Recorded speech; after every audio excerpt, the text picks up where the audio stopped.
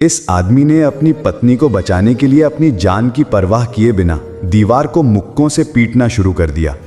जैसे जैसे वेनवू लगातार टकरा रहा था, तभी फेंगशी स्ट्रीट पर अचानक बहुत सारे छोटे आत्माभक्षी राक्षस बाहर निकल आए।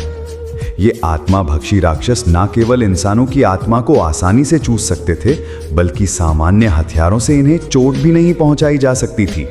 केवल तालो गांव के विशेष हथियार ही इन्हें मार सकते थे।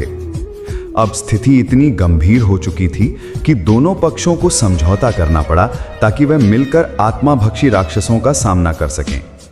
उसी समय नदी में गिरा शांगची अचानक पौराणिक ड्रैगन से टकरा गया। अगले ही पल वो ड्रैगन पानी की सतह से बाहर निकल आया। लोगों ने जब शांगची को ड्रैगन पर सवार होकर लड़ते देखा तो सबके हौसले भी बढ़ गए और वे भी राक्षसों पर हमला करने लगे। वहीं शांगची ड्रैगन की मदद से वेनवू को रोकने निकला।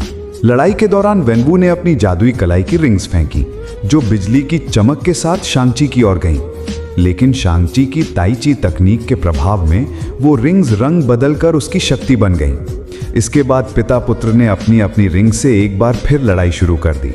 लेकिन जब वेनवू ने हवा में छलांग लगाकर अपनी रिंग से शांगची पर हमला किया तो उसे एहसास हुआ कि सारी रिंग्स का रंग बदल चुका है। तब शांगची ने सारी रिंग्स की शक्ति को एकत्र किया और एक बड़ा हमला करने वाला था, लेकिन आखिर में वो अपने पिता को चोट पहुंचाने से रुक गया। उसने हमला करना छोड़ दिया। लेकिन तभी आत्माभक्षी राक्षसों का राजा सील तोड़कर बाहर निकल आया। इस पल वेनवू को अपनी गलती का एहसास हुआ और शांगची को बचाने के लिए उसने रिंग्स उठाई और शांगची को जबरदस्ती दूर धकेल दिया। वो खुद उस राक्षस के चंगुल में फंस गया। जब राक्षस वेनवू की आत्मा चूस रहा था, उसने अपनी रिंग्स शांगची को सौंप दी। जैसे ही वेनवू जमीन पर गिरा, ड्रैगन ने उस राक्षस को जोर से टक्कर मारी। ऐसा लग रहा था जैसे